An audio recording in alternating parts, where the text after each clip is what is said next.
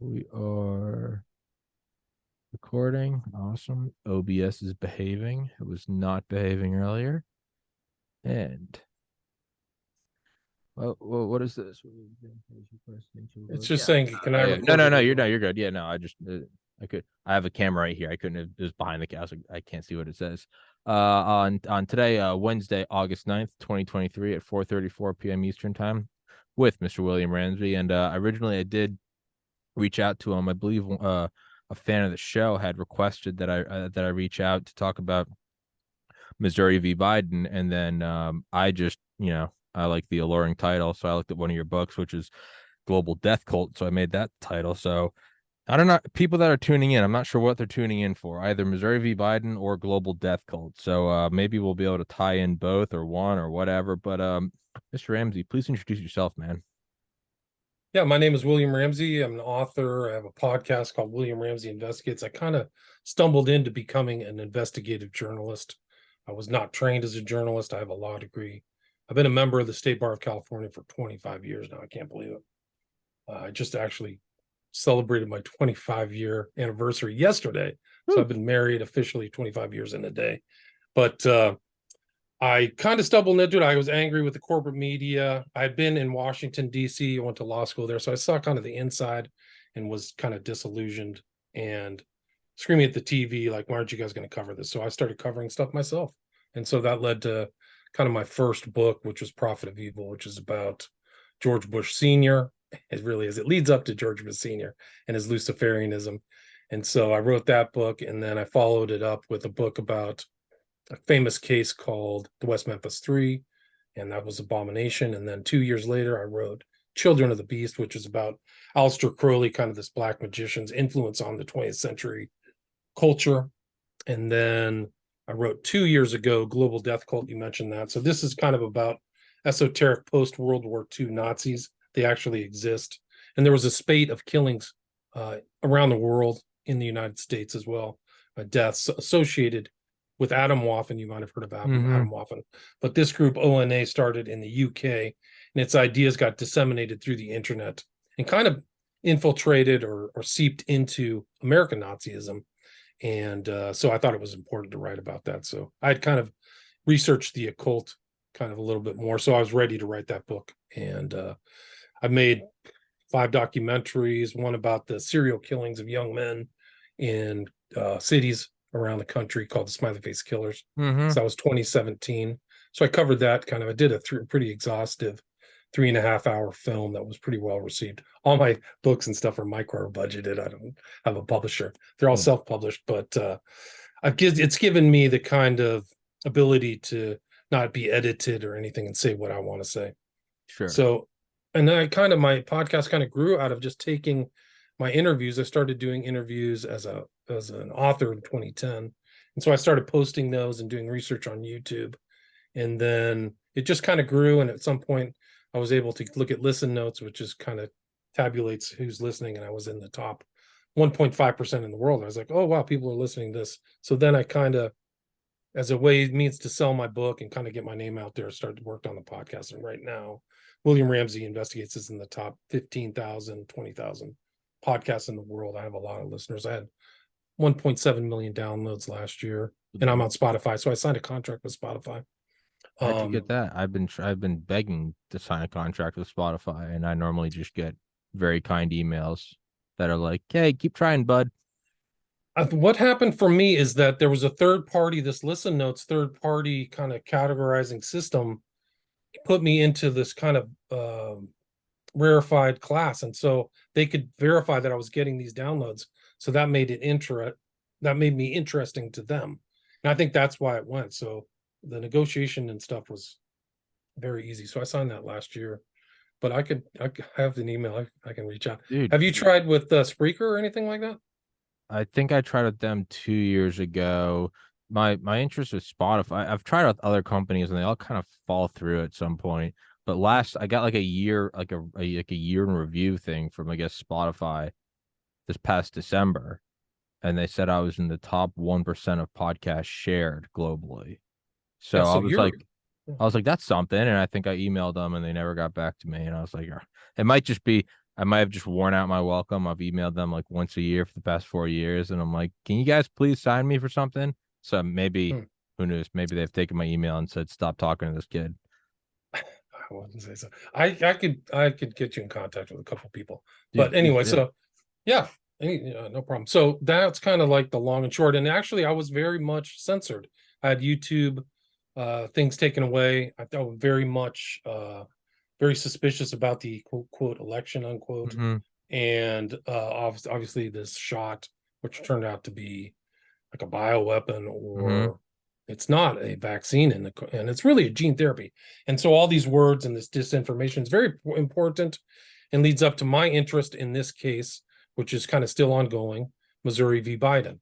And I kind of put my legal hat, and I think what happened was I read the entirety of the case, excised the whole thing where they tried to make it a class action. That's like very kind of a lot of legalese and stuff like that. But I read the important points, the factual collection of the facts, factual information into my podcast. And that's, somebody must have heard that and then send you an email.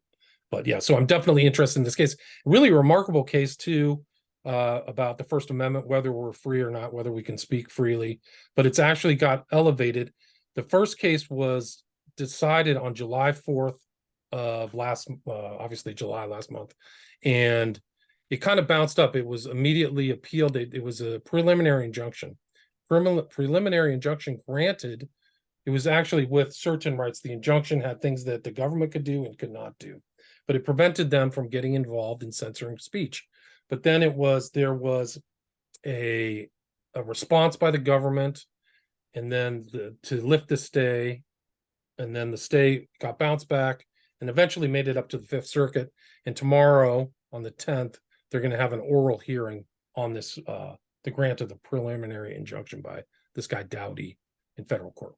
So it's really happening right now, and it's still, and there was actually a lot of flurry of paperwork kind of behind the scenes. I don't think that the government would, I mean, the corporate media would ever hear it, but states got involved. So these briefs, like in a legal, in litigation, civil litigation, there's something called an amicus curiae, or a friend of the court brief, so people can give information to the court to help them. And so there's been just a huge much on the, and you can look at the docket if you're really curious. You can look up courtlistener.com, and the docket shows all the paperwork that goes out and comes in.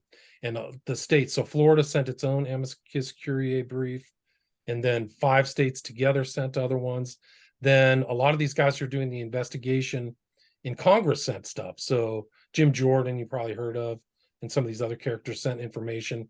There's other third party groups in there. And I think people you probably know, I don't know how much, but it's the Children's Defense Fund is tied Mhm. up in this case too. So RFK Robert F. said. Yeah, exactly. So there's a lot of players, I mean, and they sued almost the entirety of the Biden administration, right? So it's Missouri et al. Versus Biden et al. We can go through that long list, but like, what is et al. Means just Uh-huh. is Latin for others, but it's like they sued Biden, Karine Jean-Pierre, Vivek Murthy, Javier Becerra, Hugh Auchincloss, who's the head of the NIAID now, Alejandro Mayorkas of the Department of Homeland Security, and a lot of some kind of weird agencies that really didn't exist before. The CISA, which is called the Cybersecurity and Security Agency, they just sued everything. So there's a huge suit. And then the plaintiffs were a variety of different people who got censored. So it was censorship taking place in the state of Louisiana and Missouri. And then a guy, Aaron Cariotti, I don't know if you know him, he's a psychiatrist. He put out a really interesting book. It's called The Biosecurity State. It's The New Abnormal, The Rise of the Biomedical Security State. But he was censored. And then I don't know if you heard of the Great Barrington Uh-huh. Declaration. Yeah. So that those 2 guys were censored. It was Bhattacharya Kuldar, so their plaintiff, Jim Hoft of the Gateway Pundit, and Jill Hines, who was a journalist in Louisiana, who was writing stuff about against the mask mandates. So those are all the plaintiffs. So it's a big case. It's not just like one party against another party. Yeah. It is very important. Some people have called it the most important civil rights and free speech case of our era. So could you what is it concisely? What is Missouri v. Biden? Like what Well, no, I can just repeat the intro sentence. The guy's name, the judge, is Doughty, Doughty. The first sentence of the case is, this case is about the free speech clause in the First Amendment to the Constitution. So Okay. that's what's Okay. So it's kind of everything that's been wrapped up in the last. Yeah, the first strikes I ever got on YouTube were for alleging that widespread fraud took place and altered the outcome of the 2020 election. And then it led to actually, the Great Barrington Declaration was having on Roger Hodkinson. I was having him on, and I was getting these little prods about, you're talking about COVID misinformation. I never cared about any of that stuff, but getting these little warnings from YouTube, me being, I guess, a hard-headed, arrogant Irish prick, I was like, don't tell me what to do. And so I just started pushing back, and then, ultimately got banned from YouTube. But so just, this kind of seems like the silver bullet for all of that. Just everything about government putting their hand into the puppet of, well, I guess not Twitter now, but Twitter, Facebook, YouTube, Instagram, just to silence any and all dissent on the 2020 election, which I think most people, feel, myself included, was a coup, and then bringing up anything about the negative aspects of the COVID-19 shot. So this is just dealing with all of it, all censorship. correct. They Got it. list and enumerate about 8 different things that were sent. These Yeah. people were censored by. So it was opposition to vaccines, opposition to COVID-19 masking and lockdowns, opposition to the lab leak theory, opposition to the validity of the 2020 election. This is right out of the court case. Yeah. Opposition to President Biden's policy, statements that Hunter Biden lab story was true, opposition to policies of government officials in power. All were suppressed. That was the finding of fact of the judge. You shall So he not actually question the state. Right. Do not dare, peasant. Get down on one knee, kiss the ring. Yeah, I mean, and like you said, there's all of these organization. It was a huge effort. Some of these groups you've heard of, and some you haven't. And it's broken down. I think it's a really important case historically, because they break it down into the different people doing the censorship and how they were doing it. And so he broke it into the White House defendants, Surgeon General defendants, CDC defendants, that's Walensky, NIAID defendants, that's Fauci, and then FBI defendants, State Department. So all these guys were doing it through these third-party agencies or through the tech companies. So they have this third-party agency, for example, something I've never heard of before, the Virality Project, where these third-party people will then call and say, hey, you can't do this. Another one, like I think I mentioned before, was one was the GEC, the Global Engagement Center, and CISA. Like I never heard of CISA, cybersecurity infrastructure. So it's like they were doing that to almost shield themselves.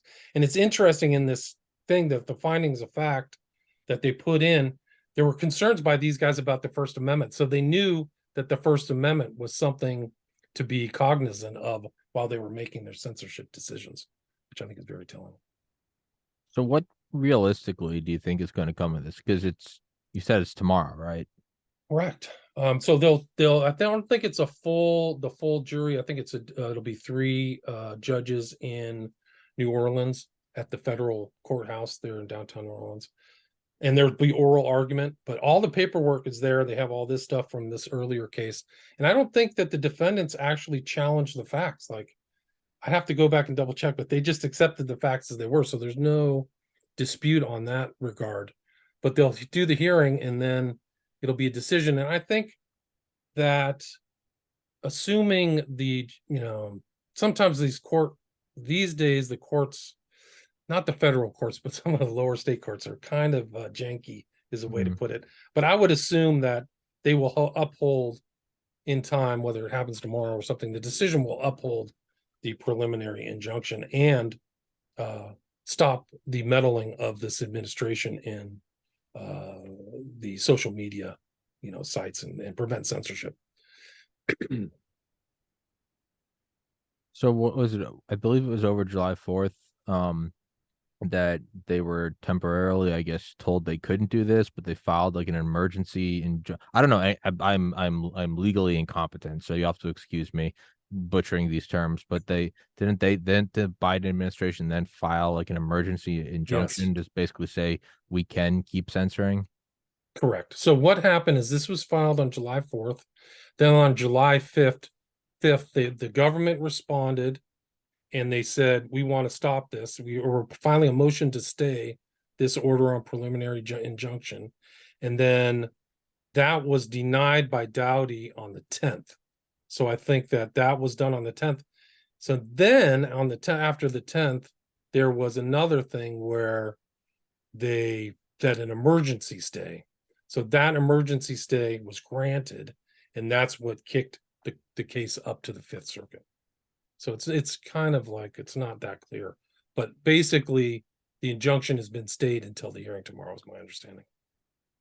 How much of an effect do you think this is going to have on the 2024 election? Everything huge, a I huge mean, amount. The decision is huge because even in this thing, and the plaintiff stated, and the judge said that all of the elements of censorship to contain censorship are still in place.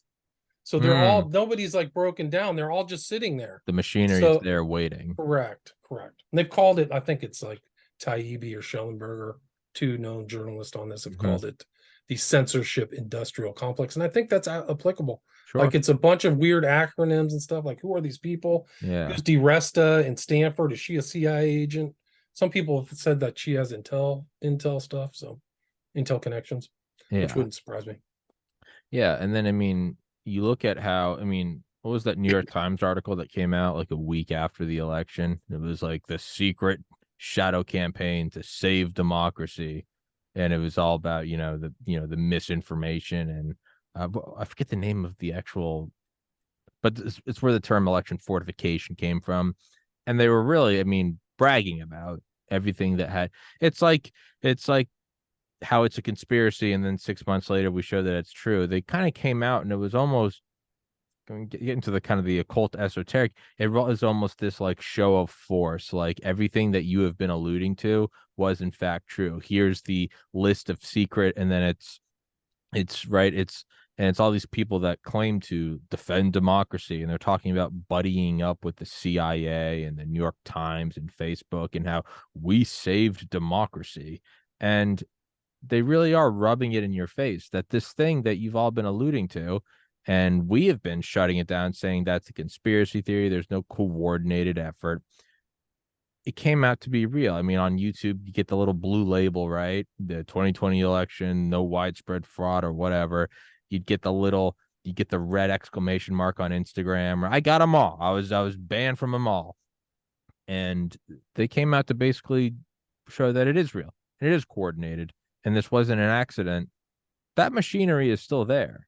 And, like any massive industrial complex, once one war is over, you got to re-engage it. So after the 2020 election, it was, well, now we got to start talking about rolling out the vaccines, right? And then side effects of it. And then where did it come from? And I can only imagine that they're probably now using it to cover any, or to stop any negative covering of our involvement in Ukraine. So this apparatus hasn't gone anywhere. And when they remove a sitting president from Twitter, when they shut this down and say there is no evidence, I mean, do you remember that? Yeah, they're coming out saying the AP hasn't called the election yet, and it's like who? Okay, that's like me coming on the news and being like, guys, Tommy hasn't called the election yet, so let's all just relax. Somebody be like, what the fuck is Tommy? Right? You're not in the Constitution. I'd be like, Tommy's podcast hasn't called the election, so let's all just hold our horses. But they just went about this whole sort of official, what we'll call it for you.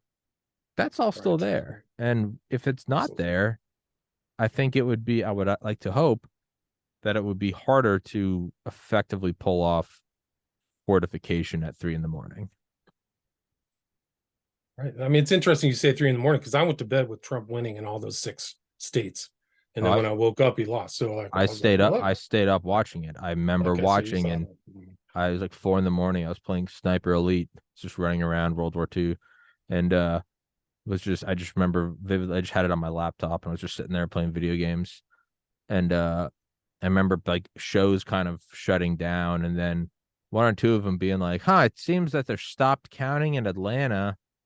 And then another one was like, they're stopping in Michigan. And it was like 4 a.m. And I just remember like, oh no, what's happening? And so I started screenshotting like the electoral map and just watching it every like 30 minutes and screenshotting it and watching these key states all freeze and start going in the other direction.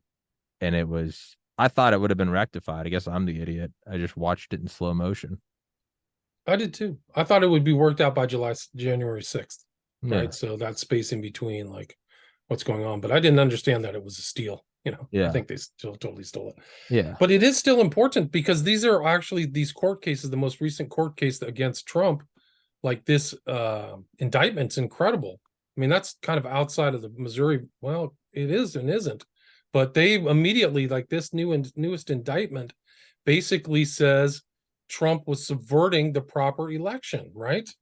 But that election was so sketchy, even up to January 6th. Like the election isn't decided until the electors go to Washington and decided in Congress, right? That's really the way it goes. It's not the vote.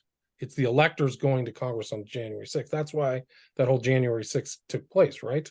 But they're saying that he was like involved in like subverting these things in this indictment. It's really incredible. And they basically, the way the indictment's read is very strange. And it says, Joe Biden won a free and fair election. Like, it's just absurd.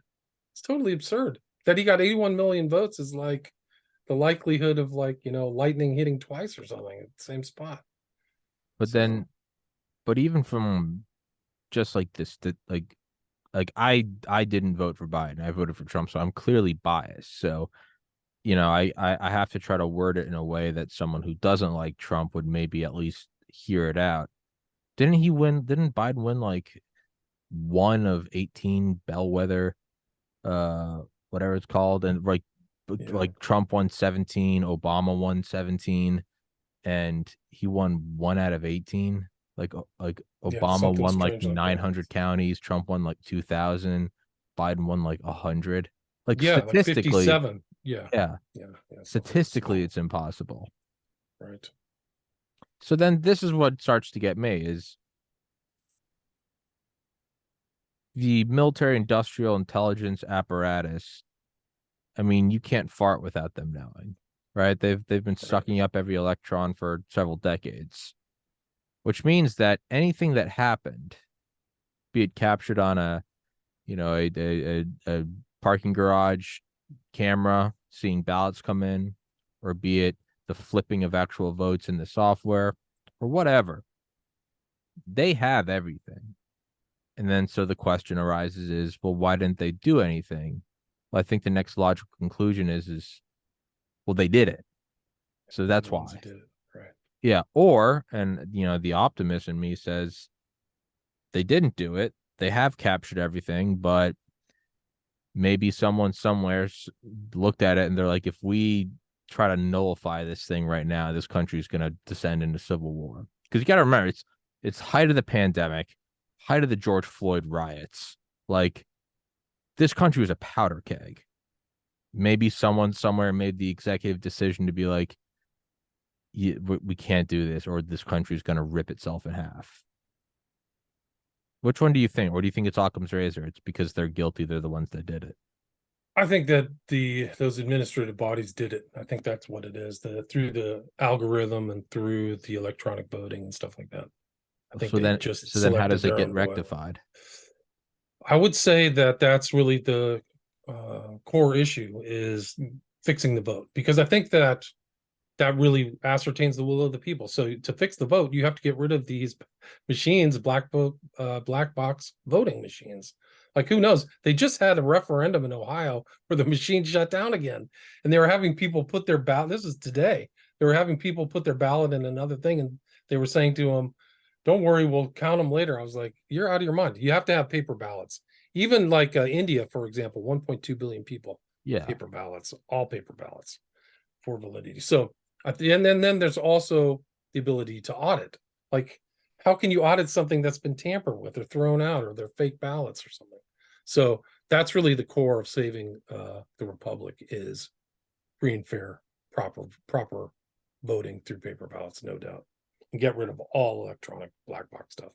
somebody can come in. I mean, they found those guys, they found these things were hooked up to the internet. Mm-hmm. Even that doesn't really matter. Like, who cares? You can still Bluetooth it or anything. But like, I've seen, like, there's a video of a 10-year-old kid online, like, hacking one of those machines in like 30 seconds or something. So yeah, they did the same thing. This guy, they installed Lula or whatever Mm-hmm. in Brazil. It was the same kind of weird algorithmic Curve spin. and Yeah, curves. Like, the vote wasn't normal. It wasn't normal. It just looked like a free flow, and then Bolsonaro was out. And now he can't. They're like passed some law where he can't run for president again, like they're trying to do to Trump, right? So they're trying to like sandbag him with all these like phony criminal indictments. So yeah, I think the solution is a real hand paper ballot. Yeah. Then you can see the actual what the will of the people is. The same weird thing happened in this most recent they ripped off Arizona in 2022, in my opinion. mm-hmm. Those exit polls are generally very reliable. What an exit poll is, for people who don't know, is somebody standing outside and anonymously asks a person what they voted for. And that person provides their information. They usually don't lie. They're very reliable. When they did the exit poll in 2022 in Maricopa County, 75% of the people voted for change. So they just went in there and voted. So they were angry. They just wanted somebody else. And then the vote came out like, this girl is being sued. Jean-Pierre, whatever, said, it's going to take us 5 or 6 days to count the vote. And when it came out, it was 50-50. It was very close, and the Democrats won. But it's such a dramatic statistical difference between the generally reliable exit poll and what happened on the paper that you can just tell is fraud. Yeah. So Do you think part of it's the shifting of like the Overton window of what people are willing to talk about? I mean, he hasn't touched it seemingly until the last week or so, but I mean, even Joe Rogan's now talking about, he's like, the 2022 Arizona election was clearly stolen. And he said that? yeah, which is Oh, I kind didn't of know that. crazy because he had never brought that up before, and he's got and again, just like I made fun of the AP, it's not that he is some authoritative figure, but let's just look at a giant show. That's that's impressive that there is some sort of a shift in the winds, that people are willing to talk about that, right? Or I know he's done it on a show before, is like showing the videos of guards opening the doors to the Capitol on January 6th. Like, it's not much, but it is at the very least a movement in the direction of public acceptance that something went on. Yeah, I hope so. I mean, I think that people on the right are much more amenable to like fraud. What's that, 2,000 mules and all that stuff. I think that that's gone around pretty heavily. But it's weird on the left that they don't. I think that Trump is such like a colossal monster to them that I think they're willing to engage in fraud and do anything to keep him from doing it, because he's been caricaturized by them. I think you're right. I think that there are some true believers, but I think there's probably a lot of people who will never voice it, but deep down they think something fucky happened in 2020, but in their minds it's, it was total war. Trump was Hitler. They legitimately believed it. Anything goes. And I think you maybe have that. I don't know what would take it again. I mean, is it going to be the boxing out of RFK? Is it because I mean, if Trump runs again, like then you couldn't characterize everyone as bad as Trump, because Trump's the orange man Hitler. He would have to be the worst. So I mean, it's kind of hard to drum up that same, grab you by the gut hatred of an RFK or a DeSantis or a Vivek. Like, you don't have to like them, that's fine. But I don't know. Who knows? Maybe I'm giving them too much credit. Maybe it is just the raw pursuit of naked power and they don't care. And my guy won, so shut up. I don't know. They seem to just really have their own, and these are smart people. Like, there are very intelligent people talking about all this stuff, and a lot of these guys are lawyers, but they seem to have their talking points down, that this was an insurrection. Trump was literally a comet coming from outer space to eradicate humanity. And so I think that these kind of think should be fought in the alternate media, that it wasn't the end. Trump really didn't start any wars and kind of worked on the economy. And I don't know, like, I mean, I think that he doesn't do himself a great service by No, having some of his personal no, quirks. no, no. He is not free from criticism. There are so many things where you just banging your head against the table. You're like, dude, just shut up.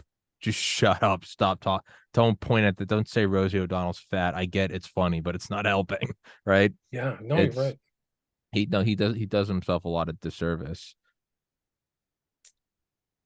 But I would vote for RFK or DeSantis just to like have somebody different for a new chance who isn't as bombastic and has some low level or high level narcissism like Trump. Hmm. Yeah, Like people my position, why I make these arguments, I have these people with the left, they immediately say if I do anything that contradicts their worldview, I love Trump. And I almost kind of wish there would be somebody else to run for president so I could just get away from that, because yeah. it's almost like a conditioned response with the left. I live in California, so I Oh talk to God. these people a lot. Yeah, I've talked to people who literally are shaking, quaking in fear when the Trump is talked. Like I literally saw this girl, she was like having a fit. I couldn't believe it. It was unbelievable. I was like, wow, this is really intense. Like, you Yeah. really hate him that much, and they really do. But I would like to get away from that, where I could just say, like, okay, Trump's out of the equation. Let's get somebody in there like Robert F. Kennedy, who has experience and is a lawyer, and try that. I mean, I would vote for him. I don't have any problem with that. No, he is far more polished than Trump. Because if you look at it, it is kind of that same general thing, right? He's not doing the kind of bullshit talking points you hear in every election of we're gonna get America back to work and together we will find independence and the land of the. It's like, what do you? It's like some weird Chat GPT sentence versus like you have an RFK who's kind of saying the same stuff Trump was. Like we're in endless wars. We're spending trillions of dollars on these wars of empire, and it has to stop. Like that's that's that dangerous talk that people like, though. But what he has is he is so much more polished, right? And I Yeah, like Trump, but I mean, like, and some people, I also get the counter argument to that. There are people that are say, tell a person in a flyover state whose steel job was gutted by NAFTA and sent to China, ask them how much they care if a president is presidential. And okay, sure, I get that on a human level. Yeah, you probably don't care at all. You're like, I don't care if Trump's wearing a Speedo. If I get my job back, then whatever. Sure. But for a lot of America, myself included, you you do need to uphold an image at the very least, because an effort shows some sort of caring, right? There is something about that where, although it's funny, it was the funniest thing I've ever seen, but it's not a great look when Trump is tweeting at Kim Jong Un saying my right. big I red agree. button is better. It's a great SNL skit, but when you're trying to win over people who have genuine concern or people that have served in the Pentagon or the military, and these people are deathly serious, they're looking at, and you're walking into the same halls as an Eisenhower or a Lincoln, and you're like, you can't walk in there with like a Big Mac wrapper, right? There is something to be Right. said for appearances. Yeah, statecraft, Yeah, being dignified. He's not. no, Yeah, and there is a necessity to that. Again, I get the argument for someone who doesn't have a job. They're like, I don't care. He brought back my sure, but I think that's what RFK has that, and I think a lot of people were able to justify whatever fortification happened at 3 a.m. because they just viewed Trump as this eight-legged horned monster that was here to destroy the republic. And he didn't really help a whole lot with that image. agreed. Agreed. I mean, he gave them the kind of like gas to burn, right? By acting that way. So learning for that's a learning thing for other politicians. Don't go Trump's route. These Yeah, and it's a disaster. I think there's probably a lot of bribes and blackmail underneath the surface too, that sure. have kind of allowed this to happen, Oh like the yeah. Epstein network and all that stuff. Oh I yeah. think. Yeah, no, I mean, this didn't happen without the most powerful people in the world giving it a nod. You Yeah, don't agreed. steal an election of the global hegemon with the biggest military. We are the current empire. Before us, it was what, Great Britain. Who was before Britain? I don't know. Rome, Maybe Spain. Spain, Yeah. Rome. Yeah. Yeah. There are cycles of empire. We are the current empire. You don't take over the big daddy chair at the very top without the most powerful people in the world kind of giving it the emperor thumbs up, right? It didn't No doubt. just, No doubt. it didn't just, you don't just pull a fast one on the CIA. You know, it's not the Three Stooges. It's not some Mo, Larry, and Curly shit where it's like the NSA is like, oh, why I yada. Like, no, they're watching everything from satellites 30,000 miles up. They can see you pick your nose in 9 different like wavelengths. Like, No doubt. They know everything. They knew everything about 2000 Mules. That's the whole thing, yes, is that yes, they could have keyed into all the stuff that became public information from the cell phones. They could have just gotten it themselves and figured it out, and figured out who those people were to a T and arrest them. So yeah, the fact that they passively were involved and Barr was passively involved, like they didn't do anything. They didn't take any action to ascertain who the malefactors were. It's not like Epstein.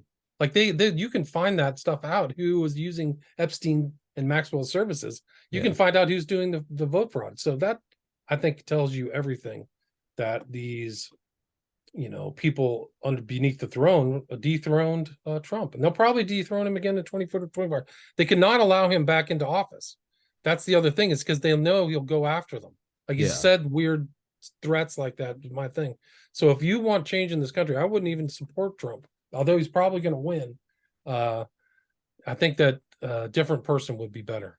Yeah, I do really do. Even though I voted for Trump, so Yeah. I mean, the current entrenched power structure, the bureaucratic state, the blob, the deeps, whatever you want to call it. sure. They crossed the Rubicon, Yeah, right? They what's that line from JFK, right? Where he's sitting on the bench talking about the coup. Like, not only is there plausible deniability, I forget the exact quote, but then there also has to be compartmentalization. Only like a few people know, and it like flashes images of LBJ and Curtis LeMay. And then it's like in number three, and most importantly, it must work. You've got to get in there and you've got to vaporize all evidence, right? The Warren Commission. Once you do it, it's not just this one and done thing where it's not like it's capture the flag where you take the flag and now you got it. You have to go in there and remove any and all evidence. And you cannot let someone else come in, some other president, President Tommy, and me go, hey, by the way, go back and look through, that NSA program that doesn't technically exist. Yeah, yeah. Wink, wink. Can you look into that real quick? I just want to, what did Clinton say when he first got into office? What he say to one of his aides? He goes, I want to know who killed JFK, and I want to know if UFOs are real, right? right, Like, right. yeah, they can't let that happen. But you almost wonder, will their rabid pursuit at not letting Trump get in, will they then expose themselves in different manners, like showing who they really are? You have to Good wonder that, question. right? No, 100%. Yeah. Because if you don't have a Trump, how many people that felt something was fishy, but they don't care because it was to get Trump, are they that fanatic about keeping out RFK or DeSantis? And I Good would say question. Yeah. maybe not. Some are crazy. You might have some who go, wait a second, maybe I like RFK more than I like Biden. And now all of a sudden they are Right. being the disenfranchised party. Right. So I don't know. What do Well, you, I know I've been I mean, rambling. What are it's your thoughts on interesting it? you say that. No, but no, you're not, because it's very important. You're giving power to people to decide a vote outside Mm, of the standard means of transference of power, which is the will of the people, right? So these people, like, it may not just even be the voting machines, the people who made the fake ballots and stuffed them into the voting machines, or that organization that was there, and it may not even be based upon the hatred of Trump. Like, they may have used that as an excuse in 2020, but 2024 maybe everybody's getting a free Ferrari. Let's get these people in. Like, who's working those voting? Like, they had these women hauling in extra ballots and stuff. Who knows? They may be there because they're getting paid real money, not just like Yeah. $20 an hour. They're getting Yeah. paid in manila envelopes. So there may be that incentive. I mean, the Bidens don't seem to be above passing money under the table is a nice way to say it. Sure. So, Well, I think we kind of but accept most yeah, politicians are like that. yeah, I think so. It's consider the stakes. They're $1 trillion stakes. They're just immense Oh, amount of money. it's the highest game that can be played. Yeah, yeah. I mean, you really have to think of it as like this is no different than, getting the nod from the Pope in 1500, right? This is for all the marbles. This is you're at the helm. I mean, the awesome power of the U.S. military and the intelligence apparatus. You're royalty, right? We call it a republic, and it is in theory, but you're royalty, right? America's not an empire. We technically, of course, yeah, technically we do. We also got like 917 bases around the world, all around strategic oil locations and rare earth minerals, right? I mean, We sure, have our own okay, space force. We all have our own space force. Who else yeah, has that? He's yeah, publicly said that. yeah, and call it what you want. It's an empire, and you're the king. It is the highest level of gamesmanship, and I think that's probably where you see things like Epstein's Island being justified. You probably have some general somewhere that's going, hey, it's evil, but if we can catch some prime minister doinking a kid, is that not less evil than a million people dying in a war? That's some black. Now, personally, no, I think you burn in hell. That's you're defiling the innocence of a child. But you can see, you can kind of walk it out, and you go, if that was an intelligence operation, who knows? Maybe you have them saying, why not? The same guys that justified bringing Nazis back in 47, 48, 49. You had one of the quotes is a general saying, let's not beat a dead Nazi horse. Because these are guys that just came out of a war that killed 85 million people, 425,000 Americans. They're looking at these Nazis going, if it means that we can prevent this from happening again, it's hard for us to look at it because it ended 78 years ago. It actually ended 78 years ago today. What about the guys where it was 2 years in the rearview mirror, where the end of World War II was as close to them as the 2020 election is to you and I? And they're looking at it, and the piles of bodies are still rotting in Auschwitz, and they're going, hey, we're going to make a deal with the devil. We're going to bring over Arthur Rudolph and Werner von Braun. But it's to make sure that doesn't happen again. It doesn't make it right, but you can get in their heads and understand it, right? Right. And that's where I think a lot of this is It's that kind of high level kind of thinking, like that's the way it is. We can actually make these risks. We can yeah, justify these risks.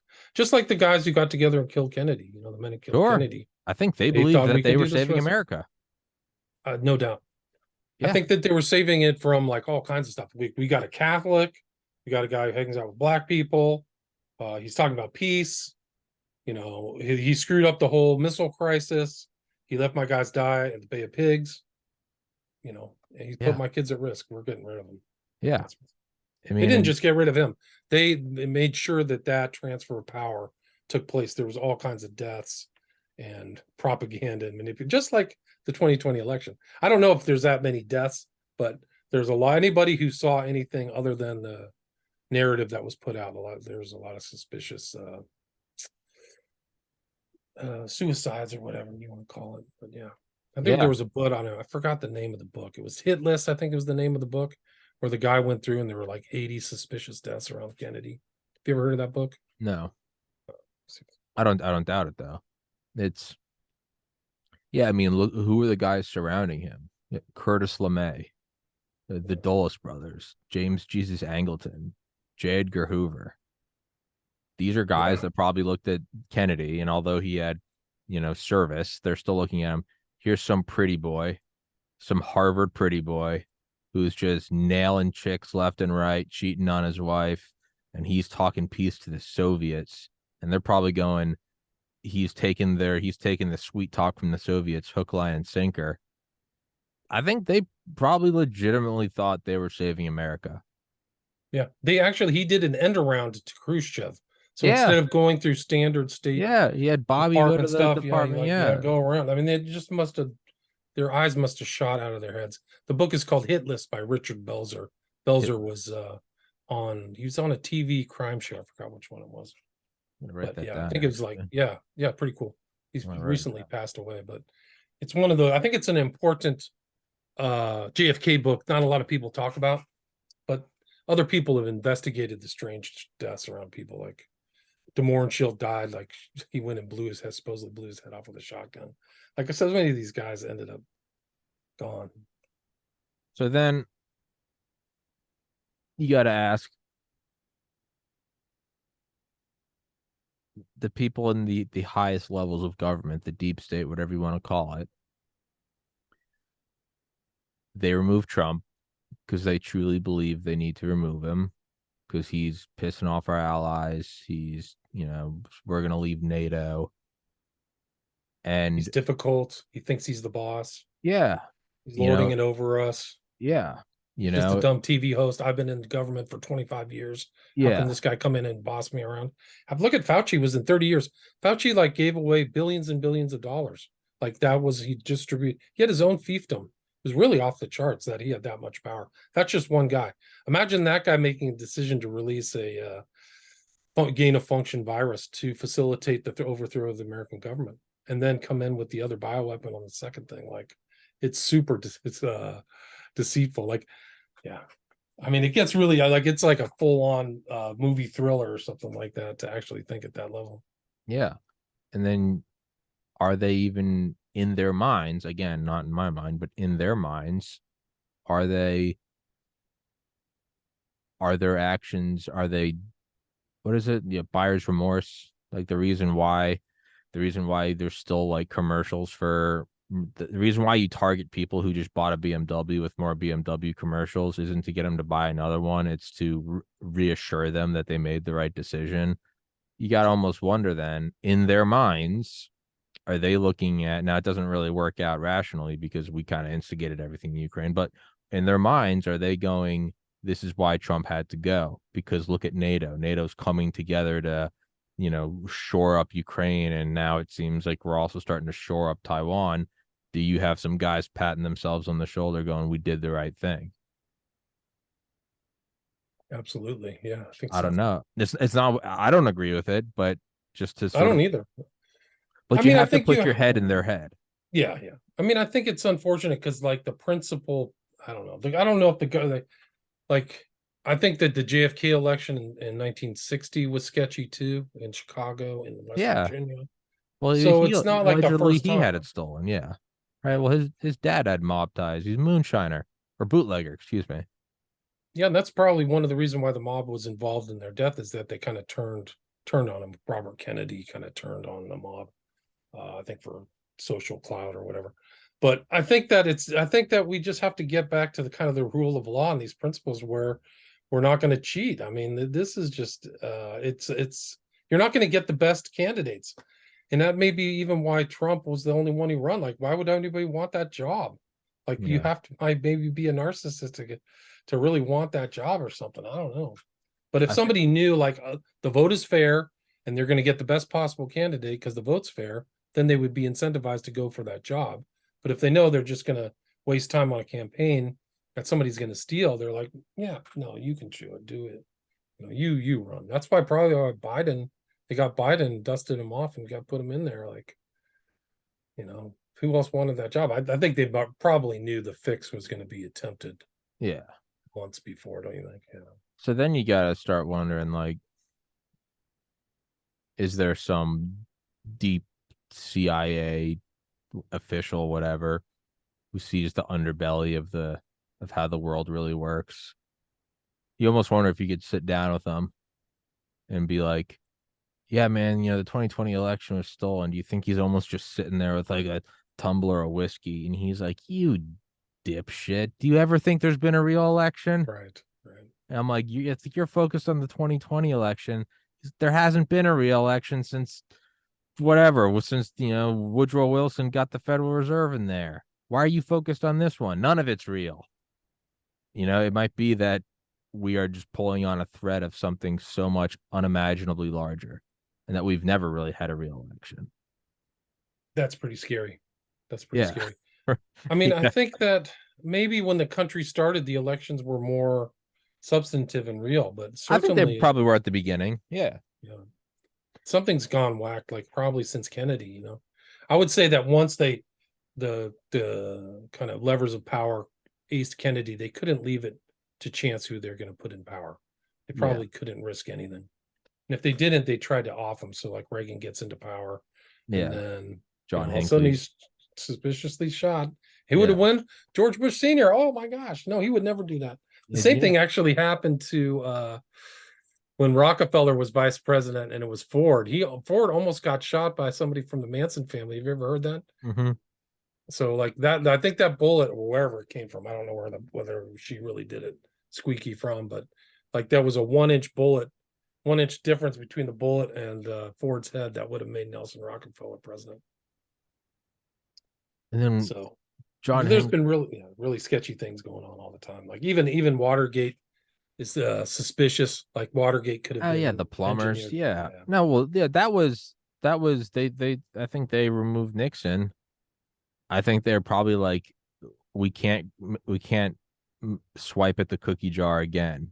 Like right, because I mean, go back to Smedley Butler in 33, right? They tried to do a coup. They tried to get FDR out of there because he wanted to get rid of the gold standard. And they told Smedley, they're like, you're a war hero. Like, we'll make you the Secretary General of America. You'll be the king. You'll be the top of the top.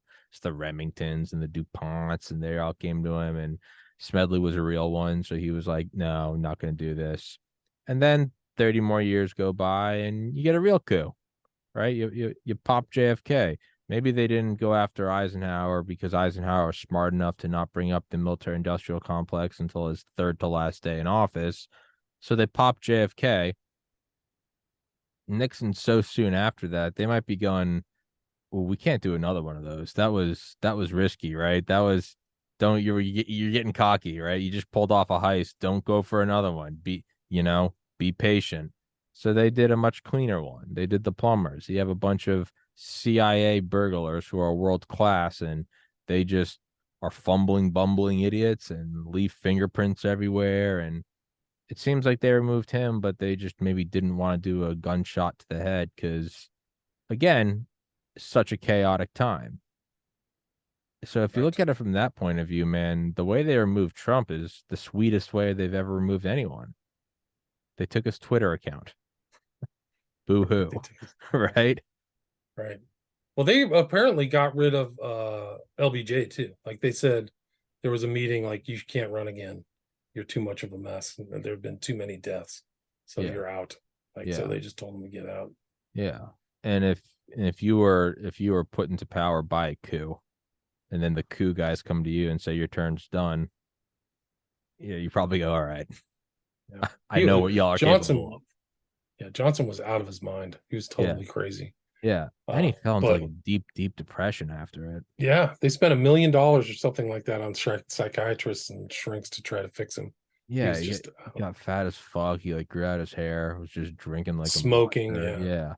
Yeah, you gotta wonder if it just starts eating at your soul that you had the it's president shot in the head in front of his wife. yeah. I mean, he was involved in all kinds of murders and just all kinds of horrible stuff. It was like Macbeth. Like he went Yeah. insane. That was my. Yeah. Can I read you a quote from Prophet of Evil? This is about Yeah. the Yeah. Bush election from 2000 by Hunter S. Thompson. So and nobody more. He's very astute. He says there was one exact moment, in fact, when I knew for sure that Al Gore would never be president of the United States, no matter what the experts were saying. And that was when the whole Bush family suddenly appeared on TV and openly scoffed at the idea of Gore winning Florida.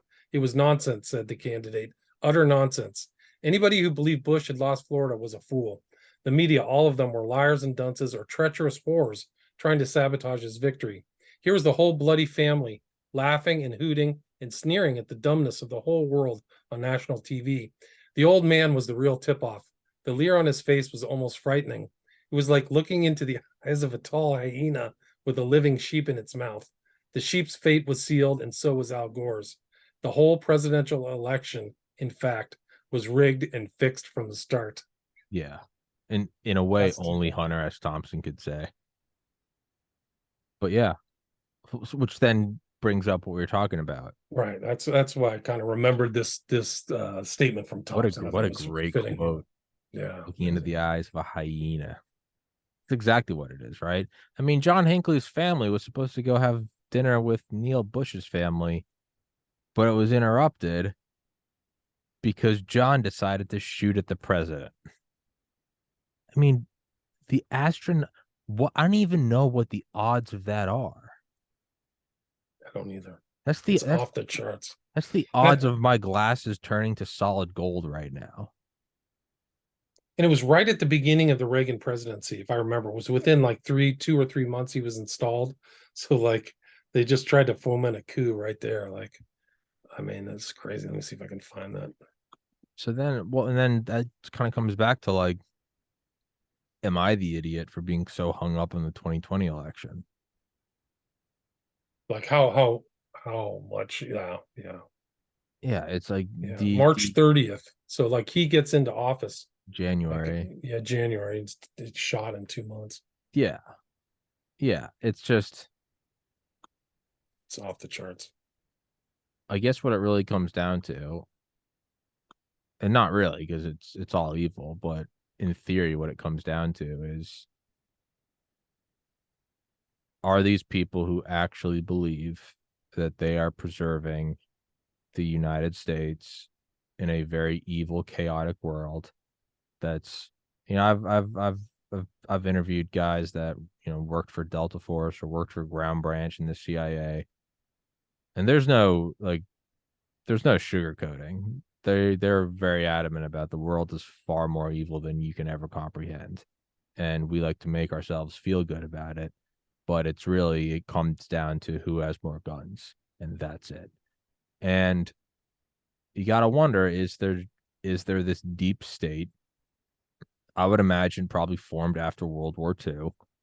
I mean, World War II was the most insane shit ever that ended with us nuking a sovereign nation. Like that's wild. That's like Lord of the Rings apocalyptic Sauron shit. In their minds, are they going, we cannot let this bastion, this republic, for all of its flaws, that's based on, governance of the people, by the people. It's separated by two oceans. It's full of natural resources. Are you having some guys going, this is never going to happen again?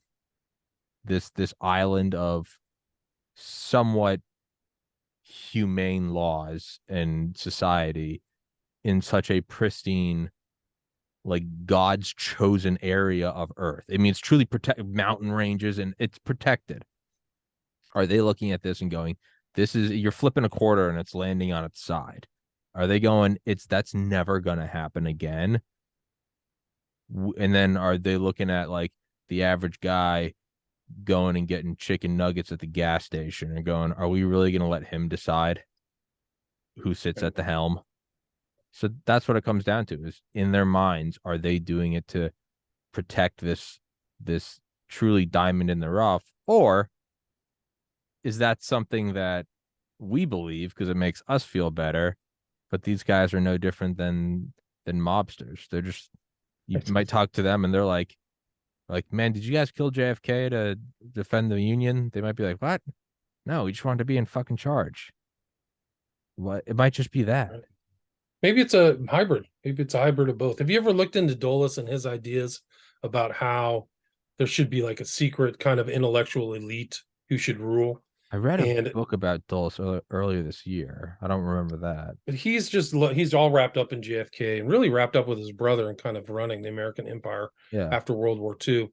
But he was at the farm on the CIA at the time JFK got aced. That whole weekend was really something else.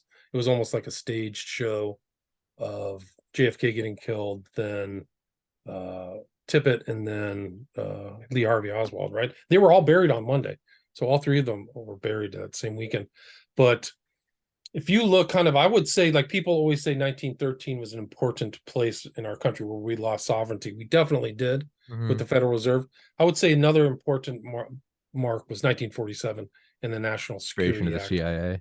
Yeah. And I think that really the CIA became a fourth part of the government that controlled and was the power behind the scenes of the other three parts of the government, and is still to a certain extent to this day. And they're really the old kind of families, the old kind of WASP elite, and led all the way up to probably Obama, and maybe as much today. I don't think people, the same kind of characters aren't as around Bush Senior and Clinton not in power, but leading up to really Bush Senior all the way to 2008, I think that 50 to 2008, those guys were really operating everything, puppeteering everything. Yeah. Yeah, it feels like 1913 was the foot in the door. They tried to go for it in 33 with Smedley, and it didn't work. They got the CIA created in 47, and it seems like they put the final nail in 63. So it seems, so it's 13 to 63, about a 50-year-long process. And I think they've been in charge since. I don't think they ever lost control under Trump. I think it came to a head, and there was a lot of like formalities where technically if the president says we're withdrawing, like you can't just say no. But they made sure that he didn't get back in. Yeah, I mean they undercut him from the beginning, right? Oh, yeah. I mean, I don't think he had a chance to come up for air. Like they had like the whole Robert Mueller investigate. I mean, that was kind of like the WASP frontman. Like he lived on some like elite island nobody even knows about. I interviewed a guy about that island where all these guys go when they leave DC. It's like totally exclusive, but he was the guy. He was kind of probably the elite. No, I'll find it online. I forgot it. But no, it's like in the Chesapeake. Okay.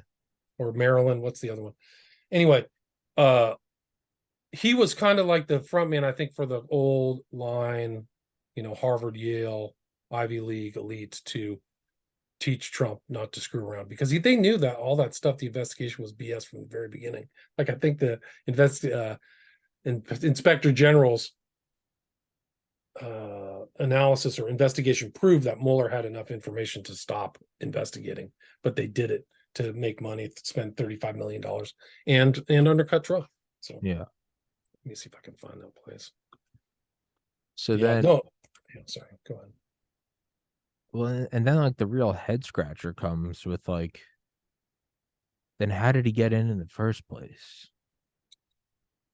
Like, I get one argument, they're like, he just got so many votes, it overwhelmed their own mechanisms. And I'm like, I don't think they'd leave it up to that.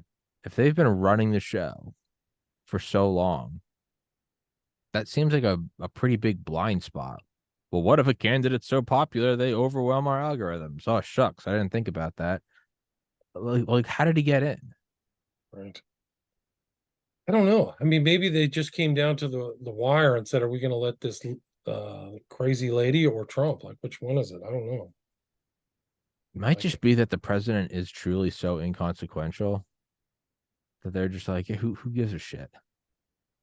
It really is. It's what hood ornament do you want on your car? Right. I mean, look at Biden's a perfect example. He's not making any decision, but the state moves on, right? Yeah. I don't know. I guess the one thing I always come down to is, so if we are just talking about these demons from hell and it all is about they just want power, and then they have the intelligence apparatus has evidence of everything that happened during the 2020 election that night, you might have some general or admiral or whatever, some director of the NSA, CIA, DIA, whatever. You might have them leak evidence that the 2020 election was stolen, not because they're some red-blooded patriot, but because they want a shot at the throne.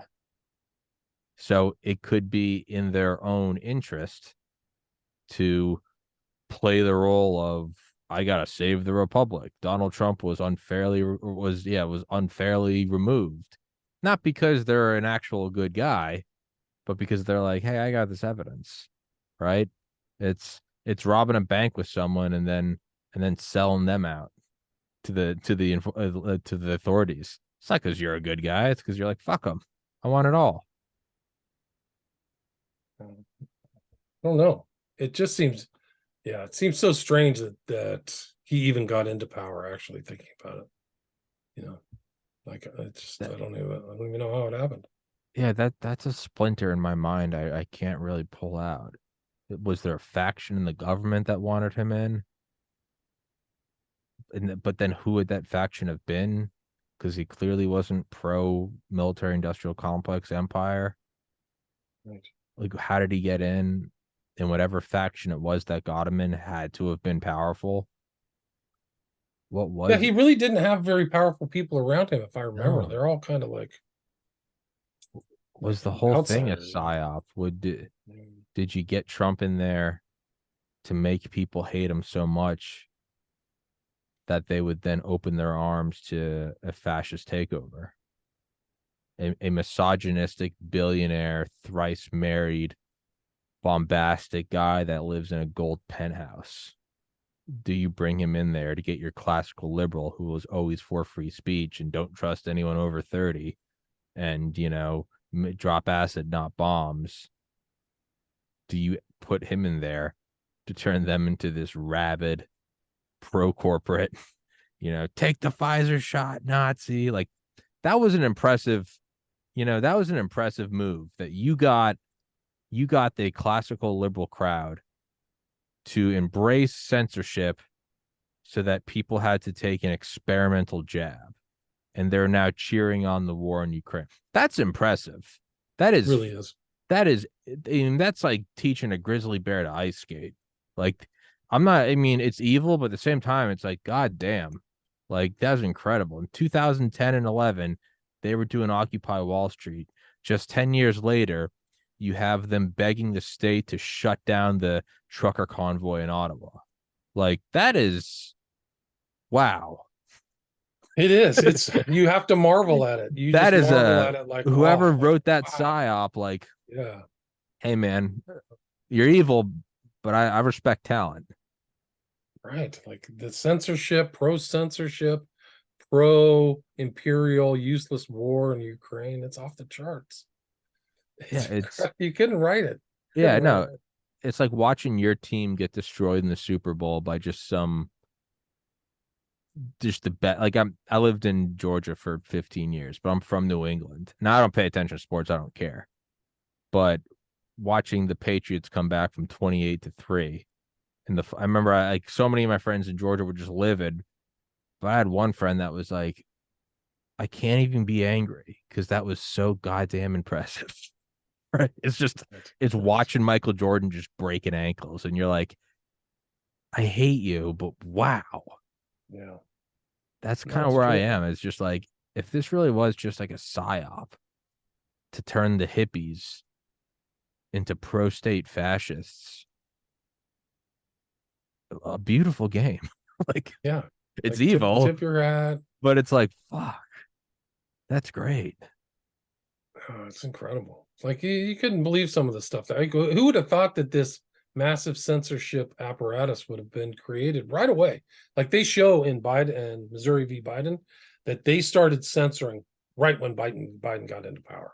Hmm. Like they were ready to rock and roll, baby. They didn't like wait a couple weeks. Like the censorship began right away. Hey So man, that's the it's power. part of their that's part of their agenda. When that industrial complex wants total war, be it producing shells and Liberty ships or be it producing censorship, hey man, that's the awesome power of the military industrial complex. They got it right, not a moment. They immediately started. The day in, Right he's away. just signing executive orders that they just came out of the gate, full court press.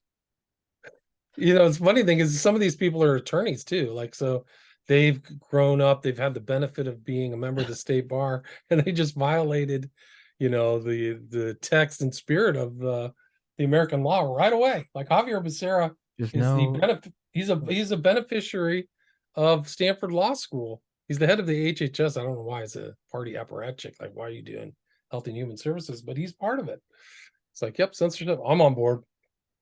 It's the exact insane, opposite of what I learned in law school, but let's do it. just insanity. It's insane. I don't even know.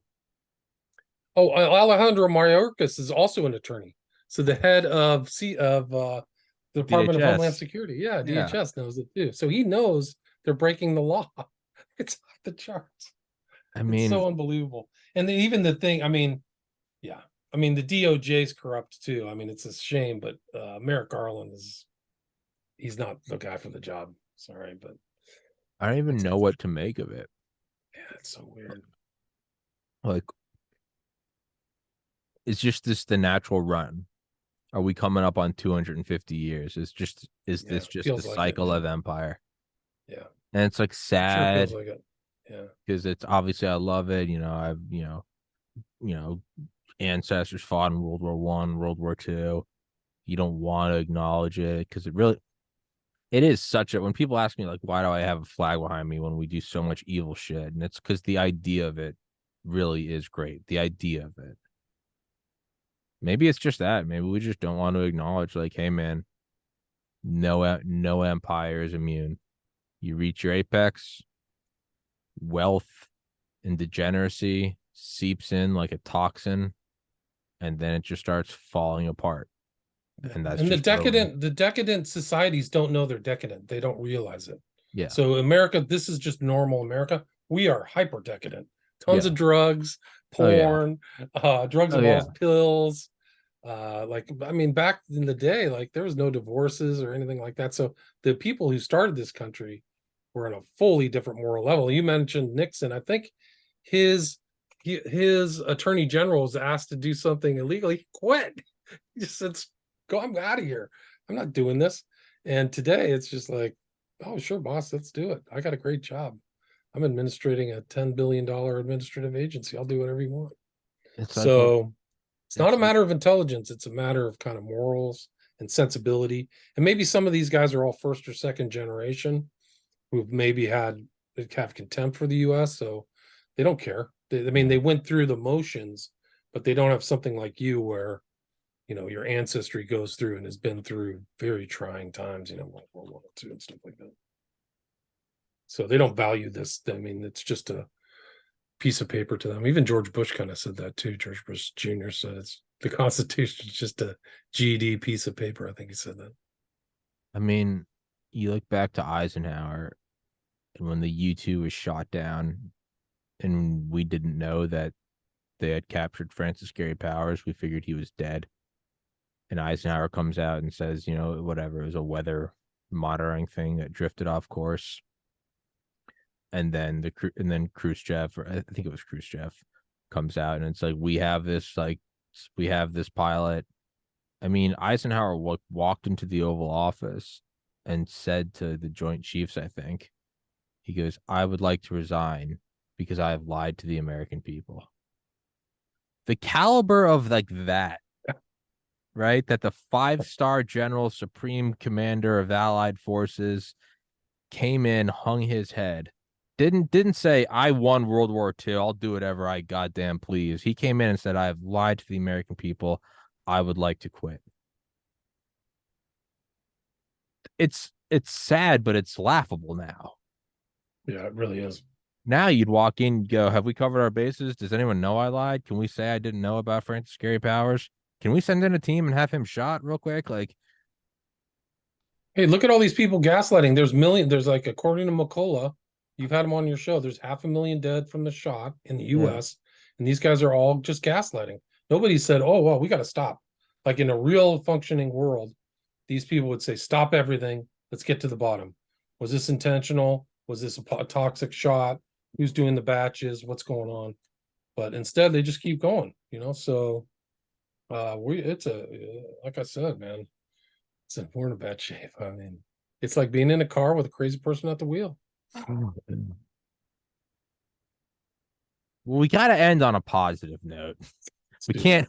can't wrap this up in on a hell note. What What is the positive note? The hearing tomorrow may come out in the positive for the American people. So let's hope for that. Let's hope tomorrow they actually do their jobs. is the positive note that only after becoming aware of all of this stuff can we start to actually address it and diagnose, right? What's the first thing? It was the first step of AA. Like, I have a problem. You have to admit you have a problem, because without that, you can't possibly begin to go through any sort of therapy. You have to admit that you have a problem. Maybe that's it. Maybe we're at the very beginning stages of, hey guys, something's fucked. Can we all agree on that? No, I agree. I think that we have a problem. Country has a problem. Well, you and I have made that step, so I think maybe that's the positive ending. I don't know, man. I'm kind of leaving the show depressed. I kind of don't know what to do. No, it's depressing. I don't know what to say. Like Yeah. it bothers me. I probably never would have been a journalist without it. So many problems and so much bad history and propaganda and stuff like that. Like we're actually paying taxes to a government that it's legal to propagandize their own citizen. Like how the hell did that happen? I Like they're not mean, supposed to write that in law. What is that? The Murthy? What's the name of that bill? I can't remember it now, but yeah. yeah, and then you think about all the guys on Epstein's Island, and then it's like, are we paying taxes by threat of jail time to pedophiles? A lot of them. I wouldn't be surprised if a lot of them are. Yeah. And then you're like, well, what is this? Right. Jesus. Well, Why are we paying taxes to people who poison us? I think yeah, that Fauci was involved in poisoning the American people for decades, intentionally. And I think in my assessment of looking over all the stuff, not a doctor, but that everybody who has autism was given it intentionally, that they knew that they were poisoned. So it's with full knowledge. It's not like neglect, like the intent yeah. to harm. And that's terrible. I live in a place with a guy who has autism. He's monitored 24 hours a day. He has to have a family or a friend. He's just a wreck. It's a disaster. So I think that's part of the Depop thing is like I guess democide is really the norm. If your government isn't killing somebody else, it's probably killing you. I guess that's unfortunate. Yeah. Yeah. If we're not bombing the Middle East, somebody's getting it. Yeah, somebody's paying. I'm taking out my God. frustrations on my own people. God. Have you ever heard of a guy by the name of let me see what his name is. I have it right here. Rummel. Rudolph Rummel. You heard of him? No. All he did, you can look him up on Wikipedia. His whole life was dedicated to studying democide. That was his whole historical thing, was studying China's democide, Soviet, Nazi. I mean, he was a really intelligent guy, went to Yale. And it's just not a pretty sight. Like that, the democide is, unfortunately, a norm in human behavior. It just is. So look up Rudolph Rummel. Really interesting. Do you think we're going to instigate a war with China? I hope not. I I hope don't not. think I don't know. I hope not too. I I'm not for it. I don't know if these guys are thinking on kind of like fully rational, you know. No, I don't think So so. yeah, it's We're in a almost like they're nihilists and they're godless and Darwinists. Like it's all this horrible outlook on life. That's why they corrupt and do horrible things and amoral. So picking a war with China or Russia, even this war with Russia, it's really a fake proxy. We're really at war with Russia. It's yeah, really a fake proxy war. yeah. Of It's course it totally is. stupid and total waste. Yeah, Totally stupid, totally waste. The American people are it's sad that they follow any of that propaganda about Ukraine and who like you literally have 7 million, 6 million people running around here. We don't know who they are. Like kids are gonna get raped, total pedophilia, child murder, child rape, child trafficking. And that's what Mayorkas and all these other bums are deliberately, intentionally ignoring. I mean, it's off the charts. So it's a form of warfare. It's sure. like they try to play it off as like, oh, you know, we're just letting it. The migration warfare is a real type of warfare. So your own government, that's just another example of your government at war with you. Yeah. Outside of the shots and outside of the illegality and criminality. So I guess the odd thing about where we are is we're at this sort of apex going over the hill of an empire, but we still have the military. And I don't think that's necessarily like a good thing. Like we're getting phased out. People are dropping the dollar. They're going to bricks.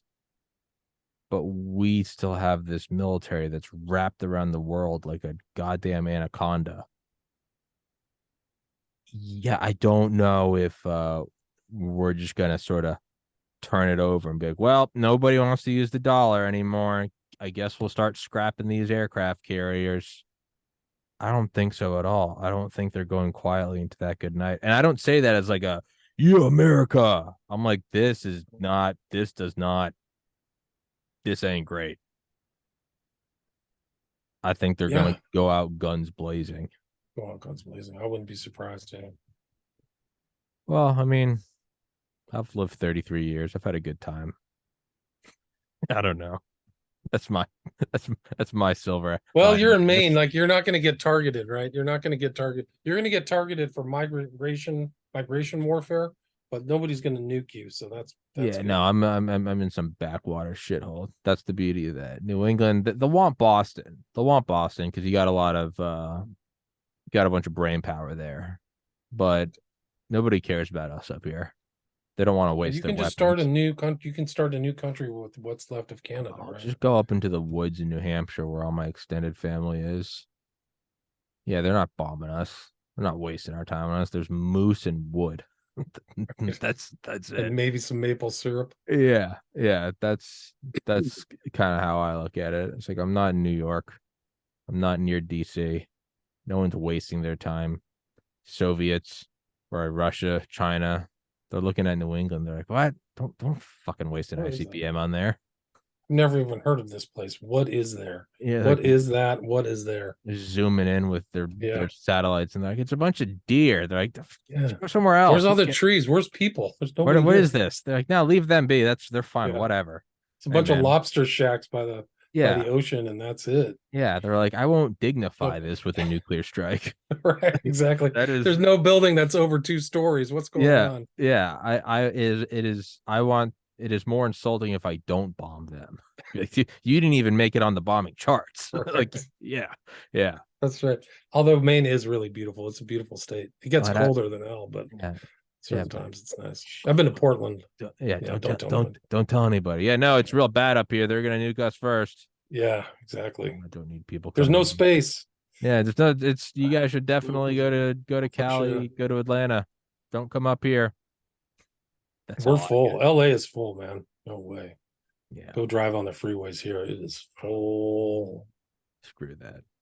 And it's expensive. It's unnecessary. I mean, for what you get and what you pay for, it's kind of like, for what I pay for my apartment, I could probably live in a freaking mansion in Maine.